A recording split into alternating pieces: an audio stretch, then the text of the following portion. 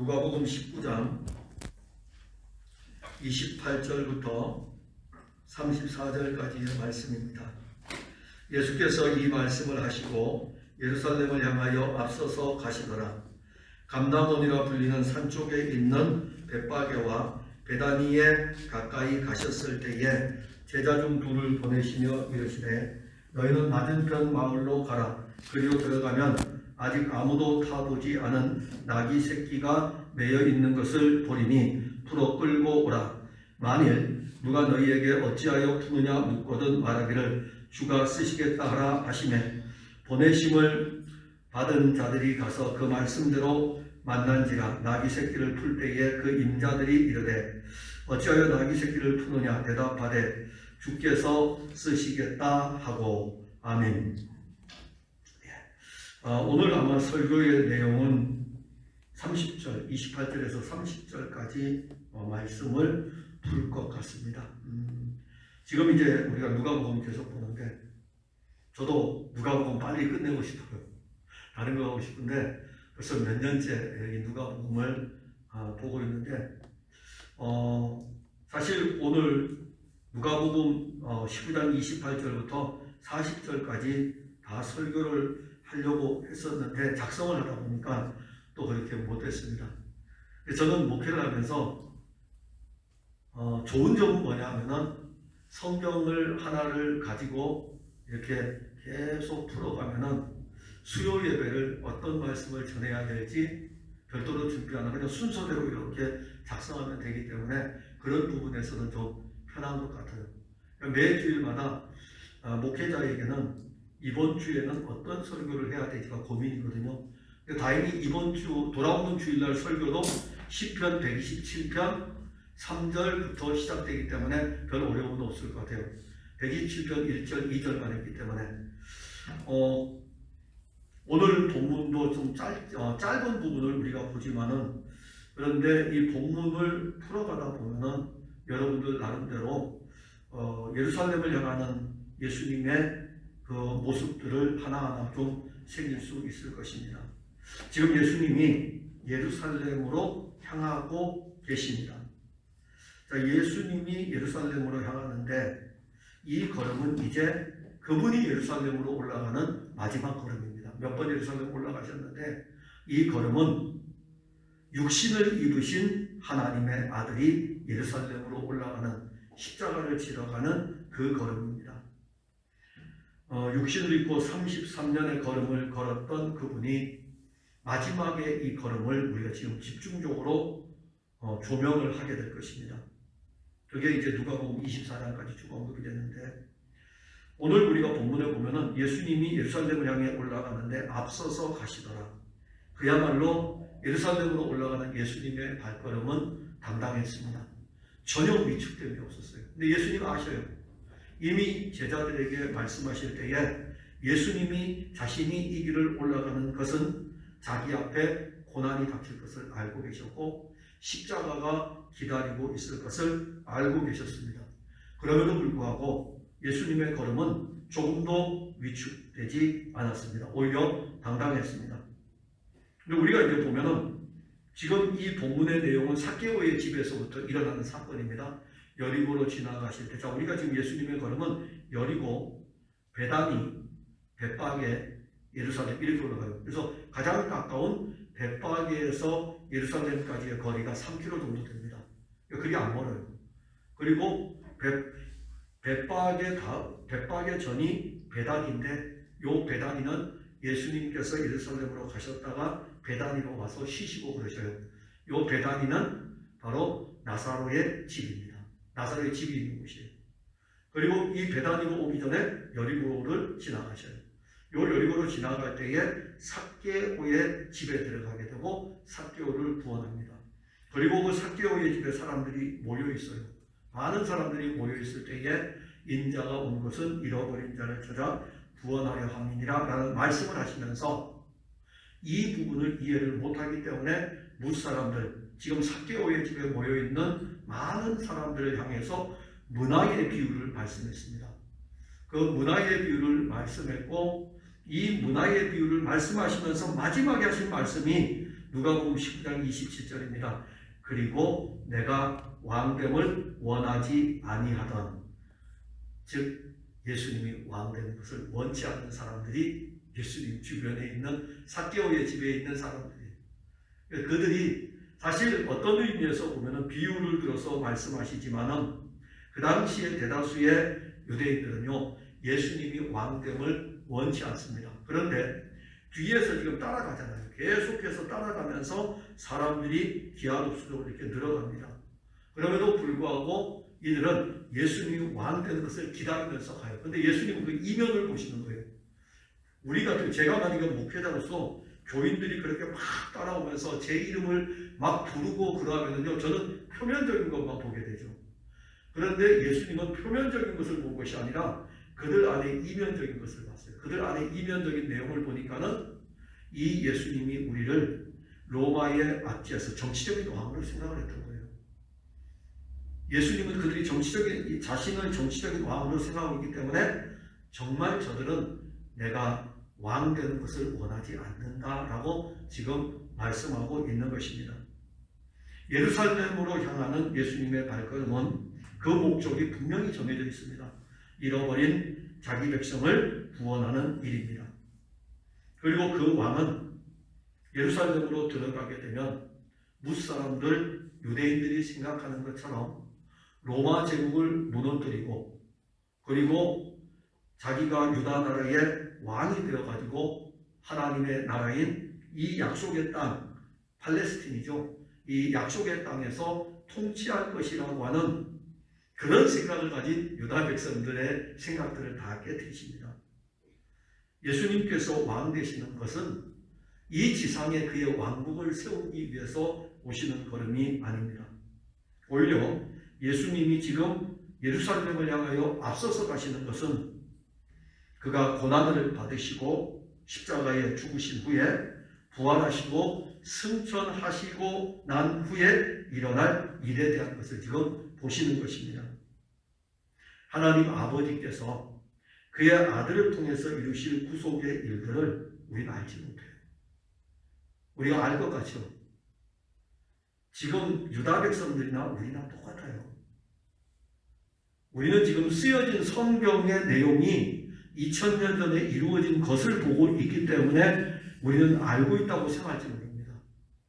그런데 예수님 당시에 유대인들은 이 성경이 쓰여지기 전이었기 때문에 이 보통 복음서들이 AD 70년경에 쓰여집니다. 예수님이 승천하시고 30, 40년, 40년이 지난 뒤에 복음서들이 쓰여져요. 왜 이때 쓰여지냐면은 이때 사도들이 순교를 많이 당합니다. 사도들이 순교를 당하는 이런 일들이 일어나고 있기 때문에 우리가 떠나면 우리는 예수님을 직접 보았고 예수님과 함께 생활했기 때문에 우리 말을 통해서 사람들이 믿을 수가 있는데, 우리가 죽으면은 누가 이제 본 사람이 있느냐 이거죠. 그러면 이것을 글로 남겨둬야 되겠다 라고 해서 쓴 글들이 복음서입니다. 예수님에 대한 내용을 4개의 복음서로 이렇게 기록을 해놓은 것입니다. 근데 그때 그 사람들이, 예수님과 함께 했던 사람들이 예수님이 하나님의 예수님을 통해서 이루실 이 구속의 일 몰랐기 때문에 그래요.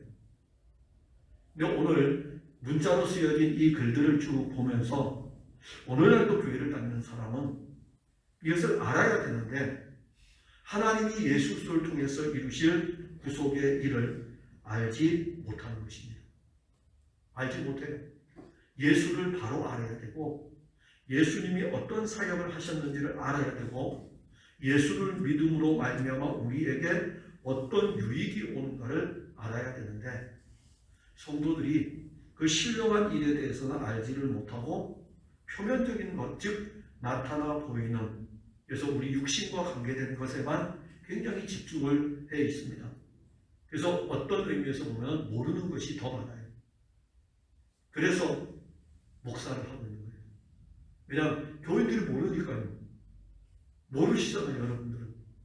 저도 몰라요. 근데 제가 여러분들에게 이렇게 하나하나를 이렇게 풀어서 알려주어도 여러분들 2년 정도 지나면 또 모를걸요? 몰라요. 근데 우리는 예수님을 굉장히 잘 안다고 생각합니다. 모릅니다. 예수님께서 예루살렘을 향하여 올라가시기 위해서 지금 오늘 예루살렘을 향하여 앞서서 가시더라.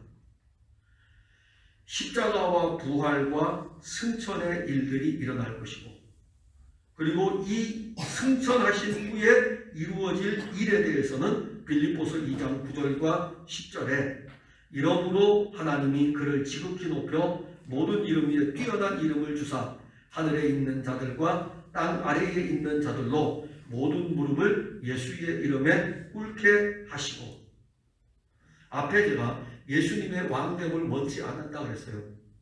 예수님 상관없어요. 여러분들이 저한테 목사가 아니라고 해도 저는 목사예요. 신학을 공부하고 제가 이 목사 안수를 받았는데 여러분들이 아니라고 해도 저도 목사예요.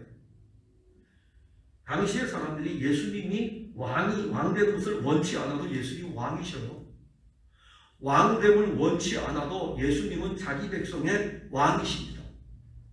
이것이 승천 후에는 바울이 빌립보 교회에 편지를 쓸 때에 이 예수님이 승천하심으로 말미암아 하늘과 땅의 모든 권세를 가지고 하늘과 땅에 있는 모든 것들이 그 앞에 무릎을 꿇는다라고 할 정도로 왕되심을 나타내 주십니다.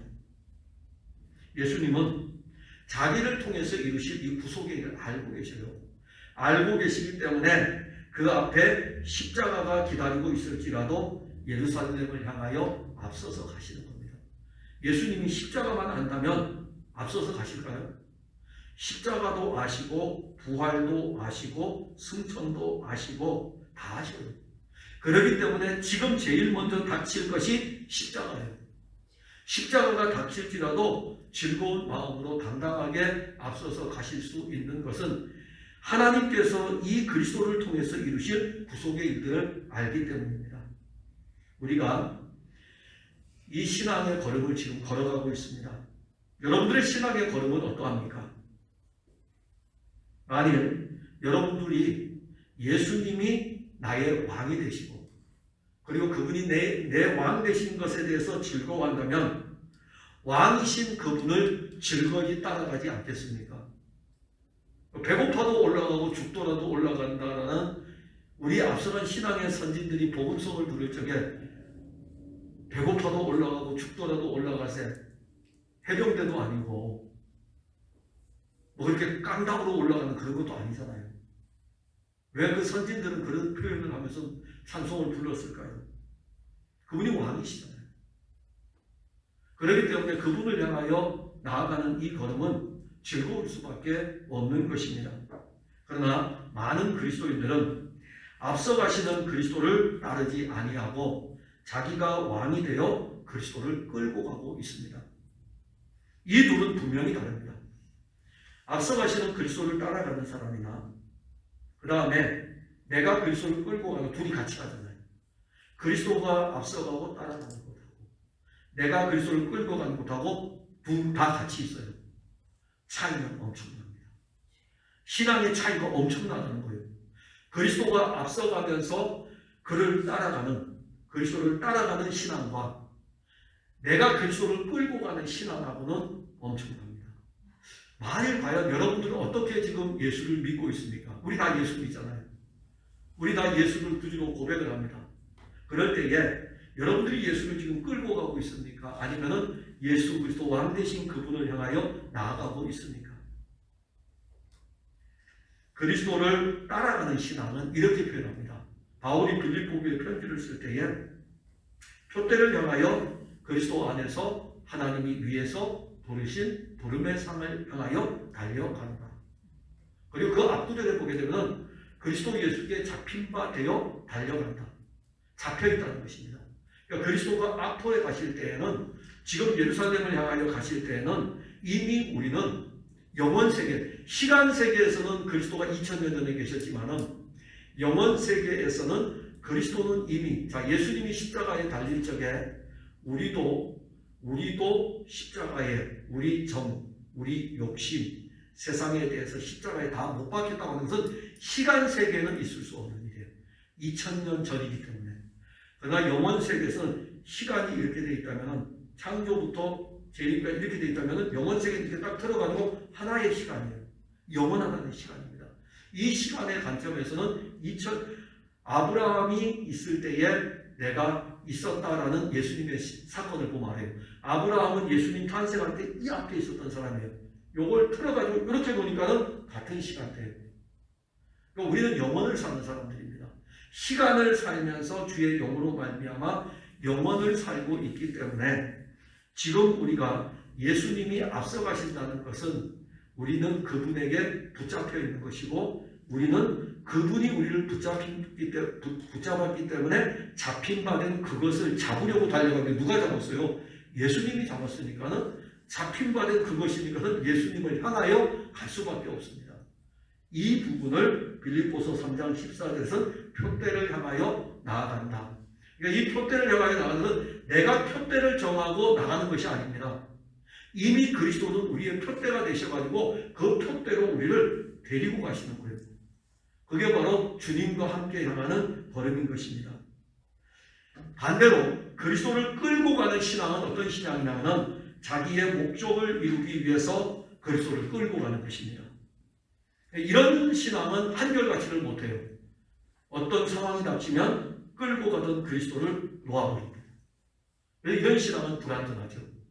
근데 이런 신앙은 또 자기가 생각할 때는 끌고 가는 상황에서는 내가 신앙이 있다고 생각합니다. 근데 실질적으로는 이건 신앙이 없는 거예요. 신앙이 없는 것이고 신앙이 있다는 것은 그가 우리를 데리고 가는 것입니다. 그리고 오늘 본문에 보면은 예수님께서 30절에 너희는 맞은편 마을 제자 둘을 보내시는 장면이 나옵니다. 그래서 나귀 새끼를 끌어오라고 합니다. 자, 이건 예수님이 하시는 말씀이에요. 그런데 예수님이 하시는 말씀이지만은 이 말씀은 구약 성경에 기록되어 있는 말씀입니다. 자, 예수님께서는 스가랴 선지자를 통해서 한 그 말씀을 그대로 말씀하시는 거예요. 스가랴 9장 9절에 보면 시온에 따라 크게 기뻐할지어다 예루살렘에 따라 즐거이 부를지어다 보라 내 왕이 내게 임하시나니 그는 공의로우시며 구원을 베푸시며 겸손하여서 나귀를 타시나니 나귀의 작은 것 곧 나귀 새끼니라. 이 말씀을 예수님이 지금 하시는 거예요. 제자들에게 맞은편 마을로 가서 스가랴 선지자를 통해서 예언된 그 말씀을 예수님이 지금 이루시는 것입니다. 자, 우리는 요한복음으로 다시 가게 되면 요한복음 1장 1절에 태초에 말씀이 계시니라 이 말씀이 하나님과 함께 계셨고, 자, 예수님 자신은 말씀이셔요. 그러게 예수님은 말씀이시기 때문에 예수님은 그냥 말씀하시면 돼요. 그냥 말씀하시면 말씀하신 대로 이루어집니다. 스가랴 선지자는요, 스가랴 선지자는 자기 말을 할 수가 없어요. 스가랴 선지자가 말을 하려면 여호와의 말씀이 스가랴에게 임하니라. 그리고 이 스가랴가 여호와의 말씀이 임하였기 때문에 그 말씀을 전하는 것입니다. 그 전한 말씀이 바로 오늘 나귀 새끼를 탈 것에 대한 장차 오시게 될 왕이 있는데 이 왕이 나귀 새끼를 탈 것에 대해서 예언을 해놓은 거예요. 그 예언을 그 말씀이신 그분이 그대로 이루시는 것입니다. 그러면 우리가 오늘 30절에 나오는 이 말씀은 예루살렘으로 향하는 예수님은 왕이셔요. 사람들은 어떻게 보든지 간에 예수님은 왕이십니다. 여기 스가랴서 9장 9절에 보면 엄청나게 중요한 말씀이 있습니다. 제가 다시 읽을 테니까 여러분들은 어디에 꽂히는지 한번 보세요. 여러분들 교재 뒷부분에 있는데 스가랴서 9장 9절에 시온에 따라 크게 기뻐할지어다. 이 중에 여러분들이 시온의 딸이라고 불려지는 것에도 여러분들이 너무너무 기뻐할 수 있어요. 예루살렘에 따라 여기도 중요하겠죠. 즐거이 부를지어다. 보라 내 왕이 내게 임하시나니 그는 공의로우시며 구원을 베푸시며 겸손하여서 나귀를 타시나니 나귀의 작은 것 곧 나귀 새끼니라. 여기서 여러분들 내 왕이 내게 임하시나니 혹시 이 말씀을 깊이 있게 보셨습니까? 지금 공의로우신 왕, 그리고 구원을 베푸시는 왕, 겸손한 왕, 이 왕이 임하는데 예루살렘으로 향하는 이분이 바로 그 왕입니다. 이분이 바로 그 왕인데 그 왕을 누구의 왕이라고 그럽니까? 내 왕이다. 너의 왕이라는 것입니다. 저는 이 부분을 설교를 작성하면서 참 감사하다. 예수님이 내 왕이시구나. 제가 찬송을 부를 때 참 부르기 힘든 게 박자 때문에 되게 힘들었거든요. 예수 우리 왕이요. 참 좋아하는데 이게 박자를 이렇게 치야 되기 때문에 되게 부르기 힘들어요. 그래서 잘 안 불러요. 지난번에 우리 전수아님 예수 우리 왕이 한번 예배 때 찬송하더라고요. 너무 좋더라고요. 왜냐하면 저는 따라는 할 수 있거든요. 틀리는 사람은 앞에서 부른 사람이 틀리는 거고 전 따라하면 되니까. 근데 제가 인도할 때 틀리면 큰일 나잖아요. 잘 안 부르려고 그래요. 근데 너무 좋아요. 예수 우리 왕이요. 예수 나의 왕이요. 오늘 여기 내 왕이 나의 왕이라는 거죠. 또 하나는 그 왕이 내게 임한다. 그 왕이 나에게 임한다는 것입니다. 오늘날 기독교인들의 생각은 자꾸 이 예수님이요 내 왕인데 떨어져 있는 왕이에요. 그래서 왕은 저기 계시고 나는 거기 가서 왕이여 날 부르셔서 이렇게 자꾸 대하는 거예요. 아니 그 왕은 내 안에 계신 왕이 내게 임하신 왕이라고 지금 성경에 분명하게 기록하고 있습니다. 그 왕은 하나님의 아들로 육신을 입고 이 세상에 오신 하나님의 아들 그리스도를 이야기하고 있고 그 왕이 우리의 왕이고 나의 왕이고 그 왕이 우리에게 임하신 왕인데 이게 어떻게 이루어지느냐 이거죠. 그것은 바로 육신을 입으신 왕이 구속의 사역을 완성하고 하늘로 올라가시면 이루어져요. 올라가시면 그분이 그의 영을 우리에게 보내셔가지고 그의 영으로 말미암아 33년을 육신을 입고 사셨던 우리의 왕을 우리에게 임하게 하시는 거예요. 성령으로 말미암지 않고는 성령이라는 이 자체는요 하나님의 거룩한 영 이 자체가 얼마나 놀라운 거냐면은 이 말씀 전체를 우리 안에 다 집어넣어 주시는 분이세요. 이 성령이라는 이 자체 하나님의 거룩한 영은 이 말씀에 기록되어져 있는 하나님의 아들 그리스도의 모든 것을 우리 안에 다 집어넣어 준다. 그래서 우리로 하여금 그리스도 예수를 믿을 때에 주의 영으로 말미암아 우리는 그리스도를 더 알게 되고 더 많이 누리게 됩니다. 근데 그런 것이 우리에게 있어야 돼. 그렇지 않으면 어떤 사람들은 지식으로 그리스도를 알게 되면 그 왕은 너의 왕이라는 건 알 수 있겠죠.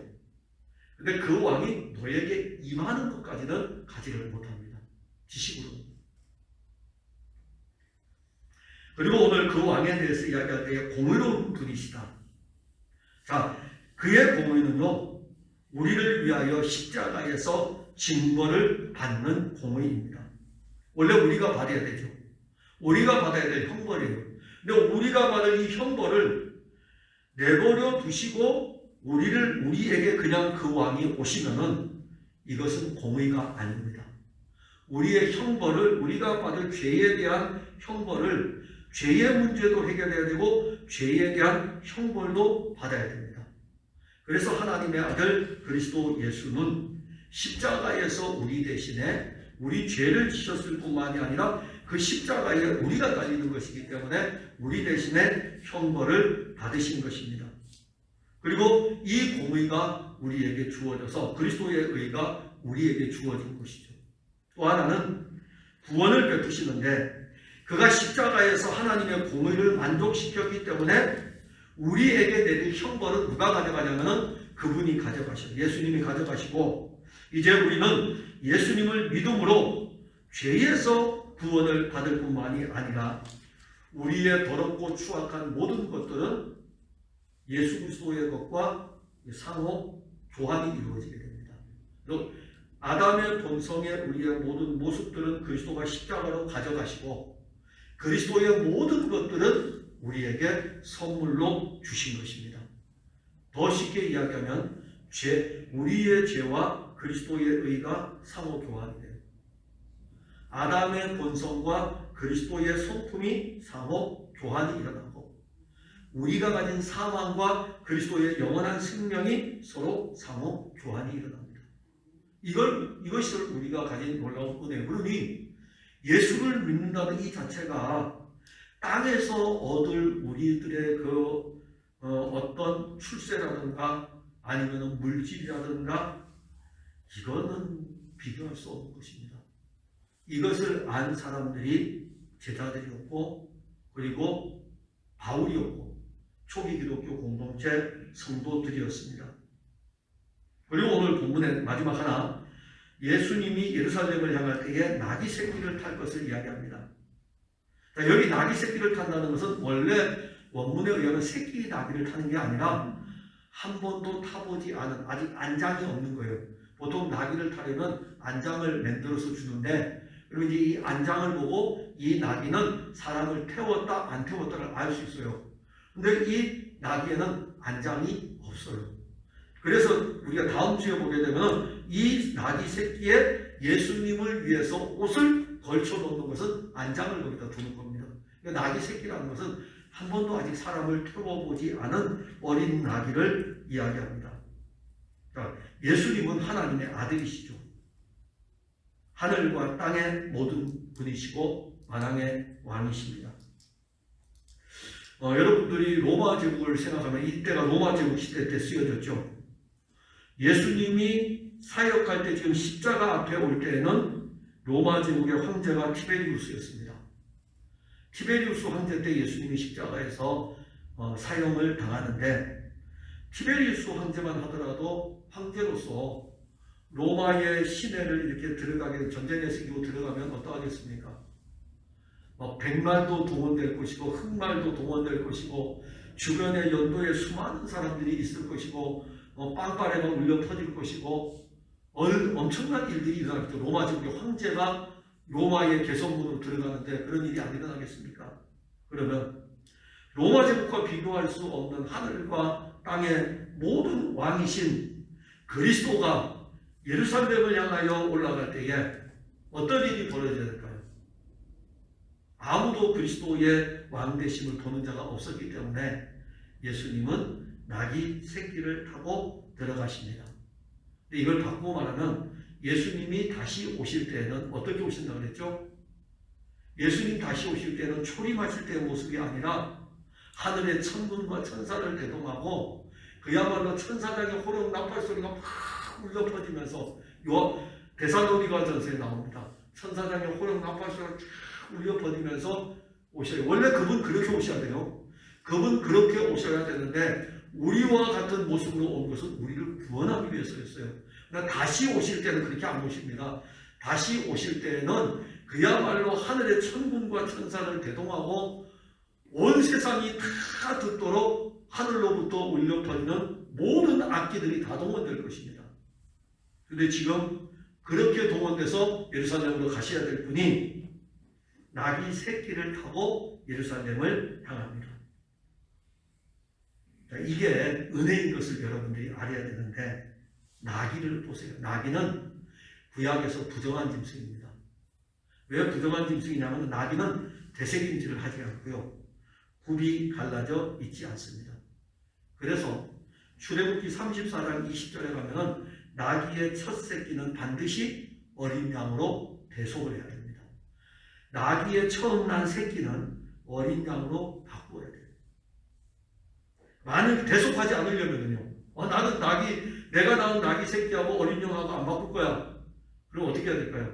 나귀의 목을 꺾어버려야 됩니다. 꺾어야 돼요. 나귀의 목을 꺾는다는 것은 나귀는 죽는 것입니다. 예수님은 부정한 우리들을 위해 어린 양으로 제물이 되기 위해 지금 예루살렘으로 향하고 있는 것입니다.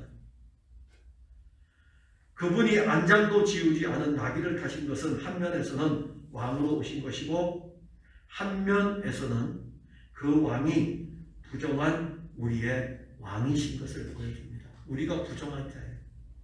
우리는 율법으로 하면은 부정한 자입니다. 그래서 우리는 하나님께 드려주려면 꺾여서 드려야 돼요. 꺾여서 드려지고 죽어야 되는 그럼요. 그래서 우리는 소망이 없어요. 그런데 이 꺾여서 드려질 우리 대신에 대속으로 바꾼 것이 바로 어린 양입니다. 그 어린 양이 예수 그리스도입니다. 그분이 나귀의 안장이 지워지지 않은 이 나귀에 타셨다는 것은 부정한 우리와 함께하는 거죠. 마치 혈루병을 앓는 여인하고 똑같아요. 예수님이 사역을 하실 적에 혈루병을 앓는 여인이 피가 막 흐르잖아요. 그런데 구약에 유출병이라고 그럽니다. 피를 흘리는 자는 부정한 자입니다. 그래서 이 피를 흘린 자는 정한 물로 씻어야 돼요. 근데 이 부정한 여인이 예수님의 옷자락을 만졌습니다. 예수님은 정한 깨끗한 분이셔요. 예수님은 죄가 없는 분입니다. 그런데 부정한 여인이 예수님을 딱 만졌다면 이 부정한 사람은 죽게 돼 있어요. 그래서 신의 산에서 이스라엘 백성들이 하나님이 신의 산에 강림했음에도 불구하고 올라가지 못하는 것은 부정한 자들이기 때문에 깨끗한 이분, 거룩한 이분에게 갈 수가 없는 것입니다. 그런데 이 여인이, 피를 흘리는 여인이 예수님을 만졌으니 어떤 일이 벌어지겠습니까? 죽는 거죠. 그런데 이 여인이 살았어요. 왜 살았을까요? 어린 양과 대속이 됐으니까. 그분이 이 여인의 부정을 가져가시고 그분의 정함은 이 여인에게 가서 이 여인은 고침을 받은 것입니다. 그게 주님의 은혜예요. 이제 우리는 이분과 함께 예루살렘을 가는 거예요. 어느 예루살렘은? 저기 팔레스틴에 있는 예루살렘이 아니라 새 예루살렘을 향하여 가는 것입니다. 이 땅에서 우리가 걸어가는 걸음은 바로 그 걸음이에요. 강건하면 70이요 80을 살다가 주께서 우리를 오라고 부르시는 날에는 그분 앞으로 가는데 그날만 가는 게 아니라 오늘의 우리의 걸음도 새 예루살렘을 향하여 혼자 걸어가는 것이 아니라 왕 되신 그리스도와 함께 주의 영의 인도함을 따라 같이 가는 거예요. 왜냐하면 그분의 깨끗함이 있기 때문에 그분과 함께 가는 것입니다. 그러면 어떻겠습니까? 당당하겠죠. 예수님이 예루살렘을 향하여 앞서서 가시니까는 얼마나 당당하겠습니까? 교회를 나올 때도 당당하게 나오셔야 돼요. 주변 눈치 보지 마시고, 코로나 때문에 얼마나 많이 위축됐어요. 당당하게 나오세요.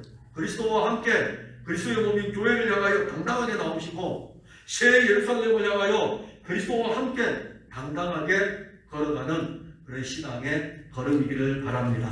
기도하겠습니다. 하나님, 은혜와 사랑을 감사합니다. 우리 주께서 우리에게 주신 이 말씀을 따라 우리는 예수 그리스도, 우리의 왕이신 예수 그리스도, 우리 안에 임하신 예수 그리스도, 이 예수 그리스도와 함께 새 예루살렘을 향하여 당당하게 걸어갑니다. 어느 것도 우리의 이 걸음을 막지 못하는 것은 그리스도가 우리와 함께 걸어가시기 때문입니다. 주의 영이 이 걸어가는 걸음 속에 발을 힘있게 하시고 그리고 우리의 가슴은 뜨겁게 하시고 주의 영의 인도함을 따라 새 예루살렘을 향하여 걸어갈 때에 찬송이 끊이지 않게 하옵소서. 예수님 이름으로 기도하옵나이다. 아멘. 교회 소식입니다. 아마 영상